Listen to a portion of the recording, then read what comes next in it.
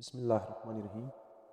آج کے اس لیکچر میں ہم 1973 کے آئین پاکستان میں جو 18ویں ترمیم لائی گئی اس کے مختلف دفعات میں جو ترامیم کی گئی، 18ویں ترمیم کے تحت مختلف دفعات میں جو چینجز لائی گئی ان کے متعلق بات کر رہے ہیں۔ نوٹ کیجئے کہ اس ویڈیو میں ہم جن دفعات میں تبدیلی کی گئی، ترمیم کی گئی، امینڈمنٹ لائی گئی، تفصیلاً بات کر رہے ہیں۔ اگر آپ مختصر جائزہ دیکھنا چاہتے ہیں 18 ترمیم کے حوالے سے، 18 امینڈمنٹ کے حوالے سے، تو اس کے متعلق اگلی ویڈیو اپلوڈ کی جا رہی ہے، اس میں مختصر جائزہ پیش کیا جائے گا۔ The Constitution of Pakistan underwent a significant transformation with the introduction of the 18th Amendment in 2010 یعنی کہ 2010 میں جب آئین پاکستان 1973 میں 18ویں ترمیم لائی گئی تو اس ترمیم کی وجہ سے، 18ویں ترمیم کی وجہ سے آئینی پاکستان میں اہم تبدیلیاں آ گئیں۔ This amendment aimed to enhance provincial autonomy, strengthen democracy and redress power imbalances۔ 18ویں ترمیم کا مقصد یہ تھا کہ صوبائی خود مختاری میں اضافہ ہو، ملک میں جمہوریت کو قوی تر بنائی جائے، تقویت دی جائے جمہوریت کو۔ پاور کی امبیلنسز جو ہیں، مثلاً صدر مملکت، وزیر اعظم، آرمی چیف یا دیگر جو ایتھورائزڈ پرسنز ہیں، ان کے پاورز میں بیلنس لائی جا سکے، ہر ایک کے لیے دائرہ اختیار مقرر ہو، کسی کے پاس کم یا کسی کے پاس زیادہ اپنی حد سے اختیارات نہ ہوں۔ The 18th Amendment to the Constitution of Pakistan 1973 encompassed various clauses addressing different aspects of governance and institutional frameworks۔ آئین پاکستان 1973 میں 18ویں ترمیم کے تحت مختلف کلازز میں تبدیلیاں کی گئیں، ترامیم کی گئیں، تاکہ گورننس اور انسٹیٹیوشنل فریم ورک جو ہے، طرز حکومت، نظامی حکومت، اس میں مختلف جو پہلو ہیں ان کو ایڈریس کیا جا سکے، ان کو بہترین طور پر جمہوری نظام کے تحت چلنے کے قابل بنایا جا سکے۔ جیسے کہ لیکچر کے ابتدا میں ہی ہم نے بتایا تھا کہ اس لیکچر میں ہم تفصیلاً ہر کلاس میں جو چینجز لائی گئی، جو تبدیلیاں لائی گئی، ان کو ڈسکس کریں گے۔ اگر آپ مختصراً جائزہ دیکھنا چاہتے ہیں 18ویں ترمیم کے متعلق تو اس کے متعلق ہماری اگلی ویڈیو دیکھ لیجیے۔ اب ہم ڈسکس کریں گے 18ویں ترمیم کے تحت مختلف کلازز میں جو امینڈمنٹ کی گئی، جو ترامیم لائی گئی، ان کو ایک ایک کر کے۔ Article 6 amendment expanded the definition of high treason including attempts to abrogate or subvert the constitution۔ Article 6 میں جو ترمیم لائی گئی، اس کے تحت ملک سے غداری کی جو ڈیفینیشن تھی اس کو وسعت دی گئی، اس میں وسعت لائی گئی، جس میں یہ بات بھی انکلوڈ ہو گئی کہ اگر کوئی بھی شخص، کوئی بھی فرد یا کوئی بھی پارٹی آئین پاکستان کو ایبروگیٹ کرنا چاہے، اس کو معطل کرنا چاہے، تو یہ ایکٹ اس کا ہائی ٹریزن میں شامل کیا جائے گا، شمار کیا جائے گا، یعنی یہ ملک سے غداری تصور کی جائے گی۔ 18ویں ترمیم کے تحت آرٹیکل 8 میں جو امینڈمنٹ کی گئی، broadened fundamental rights by prohibiting forced labor and slavery، یعنی کہ 8ویں آرٹیکل میں جو ترمیم لائی گئی، اس کے تحت شہریوں کی بنیادی حقوق میں، فنڈامنٹل رائٹس میں ایک اور اضافہ کیا گیا۔ کس طرح کا اضافہ؟ یعنی کہ ملک میں کوئی بھی کسی بھی دوسرے شخص سے زبردستی نہ لیبر لے سکتا ہے، نہ کوئی کسی شخص کو سلیو یعنی کہ غلام رکھ سکتا ہے۔ غلامی کو اور زبردستی کے لیبر کو فنڈامنٹل رائٹس کے خلاف جانا گیا۔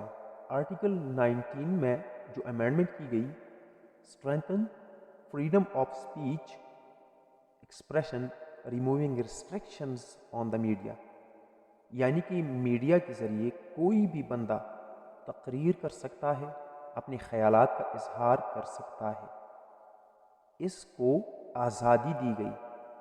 تقریر اور خیالات کے اظہار کو میڈیا کے ذریعے آزادی دی گئی، میڈیا پر پابندی ہٹا دی گئی۔ آرٹیکل 25 میں جو ترمیم لائی گئی، جو چینج کی گئی،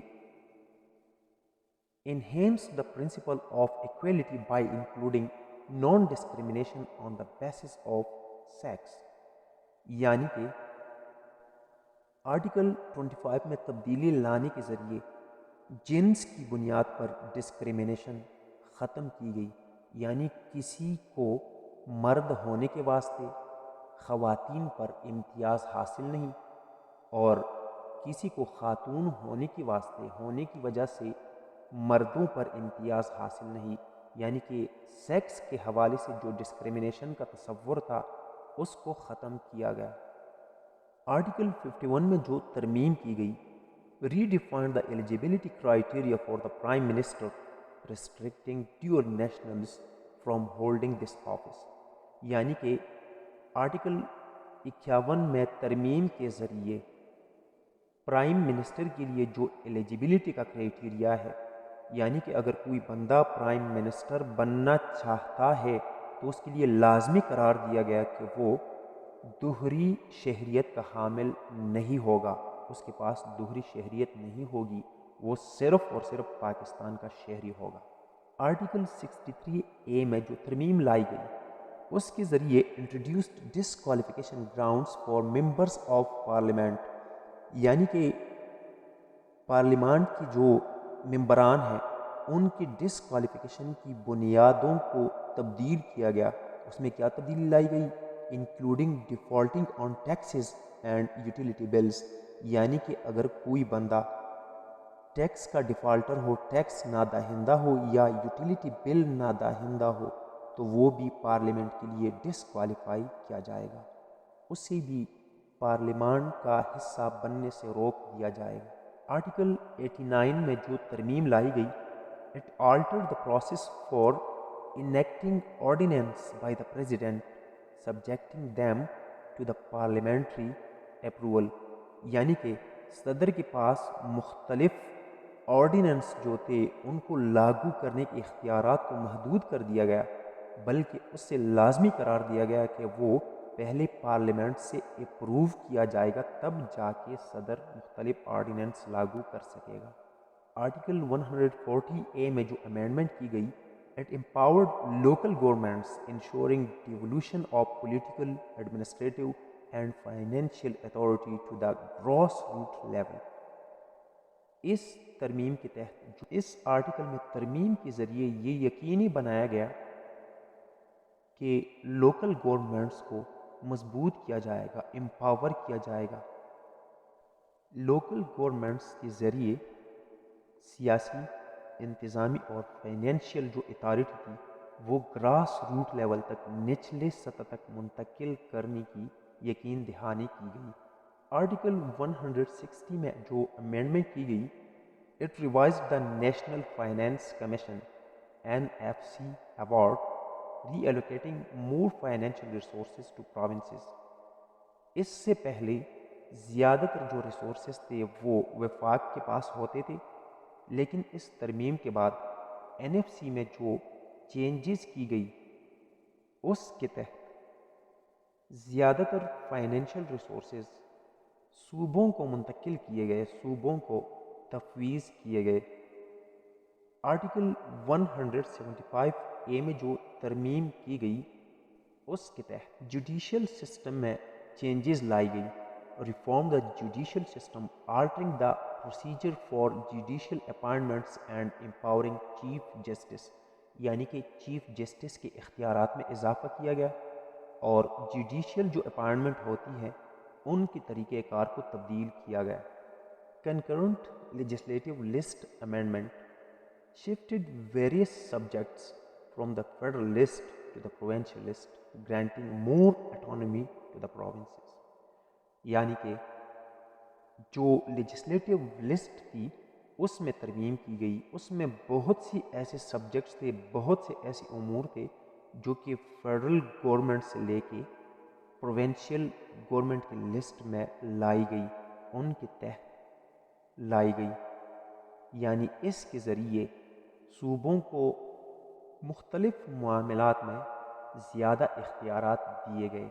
ٹو سم اپ ہم کہہ سکتے ہیں کہ these amendments collectively aimed to reinforce democracy, strengthen provincial autonomy, enhance fundamental rights, and reform various institutions within the constitutional framework of Pakistan.